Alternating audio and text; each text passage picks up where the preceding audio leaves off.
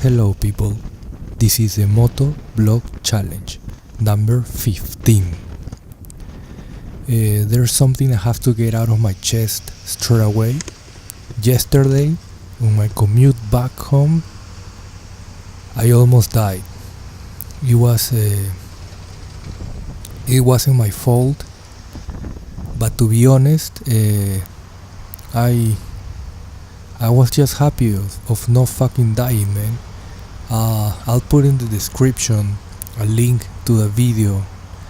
I never post videos of my commute back because I just think it doesn't look as nice. It's just all dark, you know. The GoPro is not the best camera at night, or at least the GoPro session is not. I will say without a shadow of a doubt, it was the closest call ever in my life after almost 2 decades of riding the bike pretty much every day. Different bikes, different continents. That was really close, like close. What happened is that some guy, I was on the red light, and the person, for some reason I had to brake suddenly because the person in front of me stopped suddenly, and the guy behind me just didn't see me. He was probably on his mobile phone. It was just, you will see, the other guy managed to brake and steer a little bit away from me, but pretty much, yeah, it was next to me, like not like behind me, next to me, like I was around the engine area of the car. So again, I'll put the link in the description, and please have a look. And I was just so happy. But well, here we go. I filter a little bit here. Now I'm waiting to get into the highway in the speed bridge. Steep downhill, always checking on the right, just to make sure there's nothing happening, and then bam, we take off. Again, yesterday it was pretty rainy, but today is a beautiful day. Sydney never disappoint. I have a free road for myself. I'm going down the hill now, trying to catch up with the cars in front of me and start ghosting. I don't know, I think ghosting is being so important, but yesterday you wouldn't have saved me. I was aware kind of my surroundings, but that, here we go, ghosting that car, bam. Last night I was aware of my surrounding, but there was not much I could have done. That car he was probably on his phone. I saw him with headphones. It was actually a hard car, the fancy taxis. So I don't know, I keep going back to that subject, but yeah, let's focus on this. We're ghosting these cars, ghosting the youth pickup. Bram, we overtake. I remember what happened now. Going up the hill, there was so much traffic that it wasn't even funny. So we just had to get stuck behind buses for a long time. In these type of situations, I'll strongly recommend you people, just relax. There's nothing we can do. We're stuck in here. We're all stuck together, for good or bad. I don't know. We're just stuck. So there's no point getting too close to the cars in front of me, because very soon the buses are gonna start going super slow. There was also a truck in the middle lane, which made things worse because buses can't overtake because the trucks are too wide.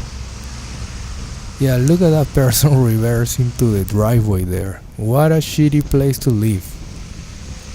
There's nothing will make me wanna live on that house. Even if you wanna give it for free, I will say, you know what? No, have it back. too hard to park. Terrible. I saw that car with the emergency lights. I was like, maybe that person forgot about their lights or something. But yeah, actually that person lived on that steep hill. But well, as you can see here, we are stuck. A triple bus threat. There's nowhere to go here, nowhere to overtake.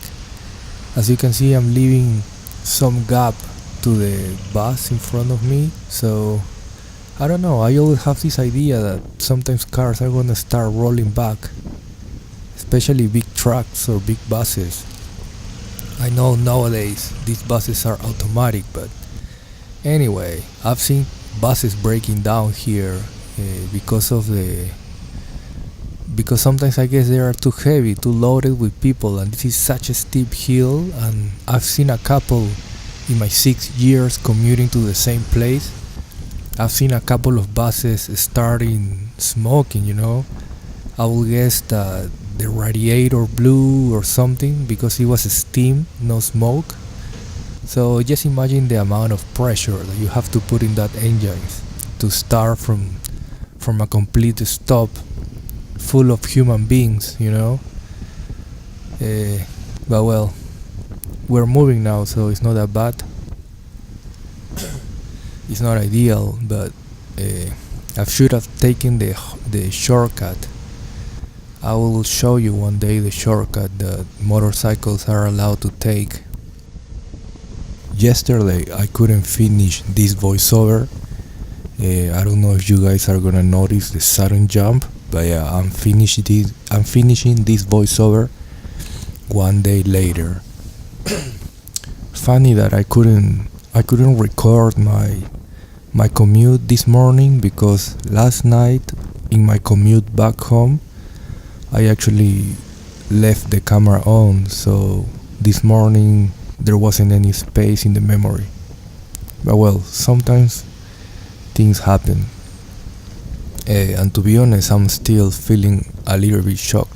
Here, for example, you can see that you're not supposed to cross that space, so you can let cars, change, turn right or turn left. So don't be an ass, people. Just think about others, Again, I know I'm not in the car, so all the things that I'm saying, they apply to motorcycles and all the advantages that we have. So be happy with the advantages that we have of riders. And sorry about all the cagers, people in cars, but it's not my fault that you guys picked that mode of transportation when you could have so easily have picked a motorcycle or a scooter. Any person that says I cannot afford it, I bet you whatever you want that you can sell your car, buy a little bit less expensive car, and with the change get a scooter, $1,500 scooter, that's enough to start. Then with the money that you will save, you will be able to get a better bike and probably even a better car. It might take years, but I think you will save years of your life not getting stuck. So as you saw before, I crossed the amber light. I think I did it properly. It wasn't red yet, but now that we are approaching to crawling traffic, there's no point of rushing. I'm actually changing lanes to the far right because you can see that there's a stack amount of buses on the left lane. That usually takes you anywhere. So we just move to the right lane and trying to avoid all the buses stopping in the bus stops. We got a green light, and it's so frustrating when you get a green light, but then there's so many cars that you can't move. Here I was like checking on my mirrors to merge safely. I couldn't find a safe merge point, so I just decided not to merge. sometimes it's just better to, just don't risk in it, like like the gains. If I would have merged here, uh, they wouldn't be that noticeable because we're approaching a big intersection anyway. So yeah, these trucks are a bit freaky, you see me leaning to the right side of the lane just to avoid, just just with the years you start to recognize dangers. You can see also that I'm still on the right lane, on the far right side of the lane, so the scooter can merge to my lane if he wants to. Hopefully with this, with my blogs, I can share the idea that I have to other riders, and we end up being more of a community, and we share the lane. I believe like if we share the lanes, if we dance together, we're always gonna be in the fastest lane without breaking any law.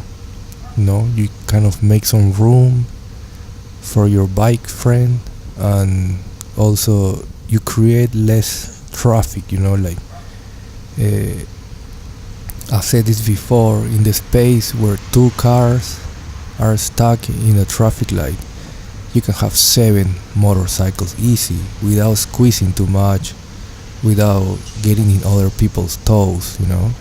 So I don't know, with the coming of the self-driving cars, I think motorcycle is gonna become safer for us, and hopefully more people will start riding.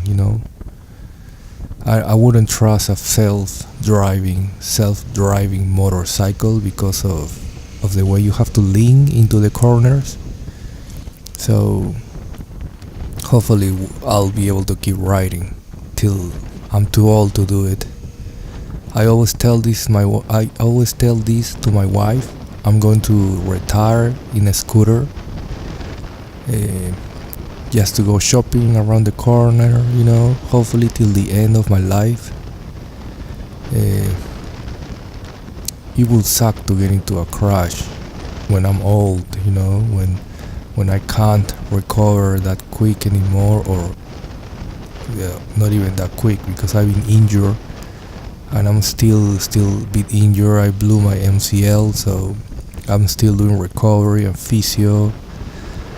So like Bram, here we go, you see, overtaking that truck, not trying to stay the least amount of time in the blind spot for him. That's what I do usually in a motorcycle. So we keep going. We're almost at the Orpheum Theater. Usually this is a red light all the time, but go green, not that bad. But well, we keep going here. It's such a nice day, a bit of cloud in the sky, but still really nice after having a rainy day. Checking that car there. Something else that we have as motorcycles, and it's not illegal, is like, you see, you can go slow and then bram, accelerate. Always saying thank you. If you see a guy in a bicycle that is sticking to the left, always say thank you, because that guy is also entitled to be in the middle of the lane, which will make him an asshole, but if that person is kind enough to stick to the left so you can overtake without changing lanes, that's fucking great. This is a sketchy situation, you see. Not that nice, isn't it? Almost feeling sandwiched in between a bus and the car. I'm waiting here to merge to the left. I can see that bus in my future. I'm trying to figure out if that bus is gonna stop there or keep going, but also ghosting that big truck on the right. You look at that. You see, that's one of the best examples why ghosting is so important. If I wasn't in that ghosting place, I don't think that truck would have seen me, if I was in the blind spot or anything. you just gotta be, careful. That was a really close call. What happened last night or 2 nights ago? Again, the whole video is gonna be in the description. It was just it's just a 1 minute video showing just that situation and the sequence of events that lead to that situation. But well, I already talked about it, so here we go. Merging here, there's not much going on in terms of overtaking. We just have to wait for the right moment. We are stuck in front of that or behind that red bus. I think this is the right moment to overtake, so we do it. Bram. Now we gotta find the right moment to get back to the bus lane. As you see, crawling traffic on the right, there's always a big chance for cars on the right to try to merge, even at last moment. So after we go through all that, bam, we have the open road just for us. I keep thinking about that situation, that close call from 2 nights ago, and man, like I was so happy of not being crushed, of not getting injured, that I wasn't even upset with the guy on the car that almost crushed me. I was just happy,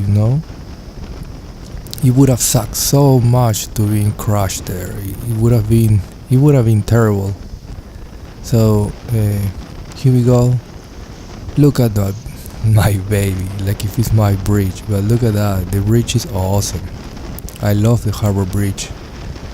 In an open day like today, even better. I don't know what's happening with the traffic anymore. I'm not even gonna try to predict it, but today or 2 mornings ago it was clear, you see. Today is Thursday, so probably that was Tuesday morning and not much traffic at all. So nice.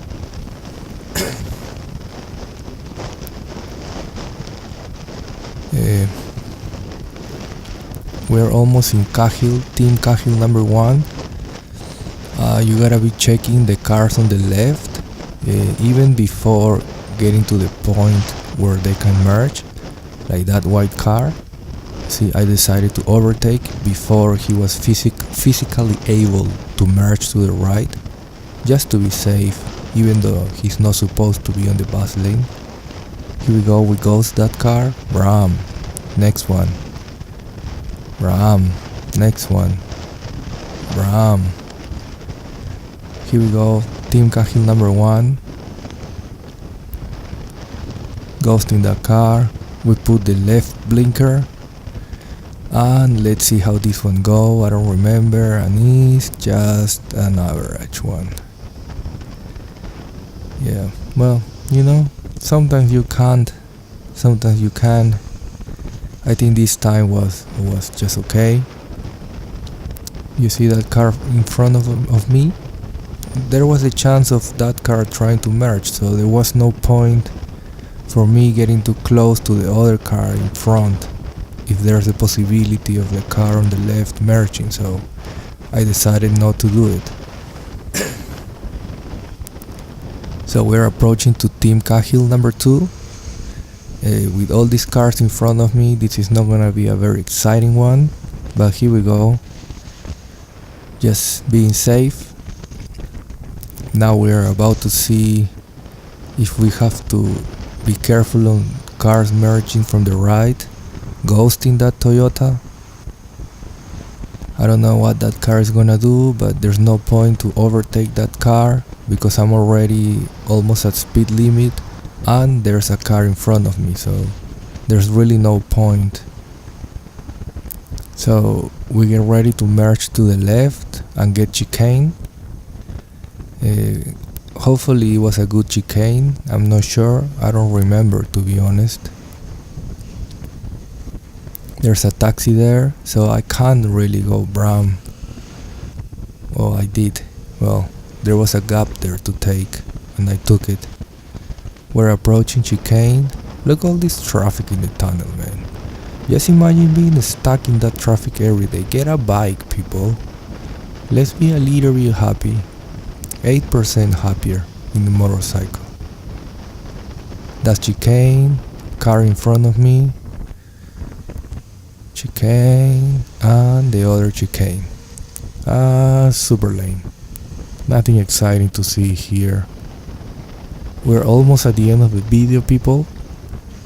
This video, this Moto vlog 15 is almost like a very important moment for me, because I decided to put the vlogs and the channel itself on Reddit.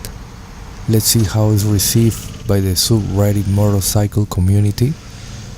I don't usually hang out there, so I don't know what to expect, but I'm definitely posting the almost dying experience from 2 nights ago, because I think it's important for people to see it and to be aware of the dangers. So that's it, people. Thank you very much for watching this. To all my non-existent subscribers, a big hug. And take care, people. Like, dying is not cool. Dying on the bike is not cool. See you.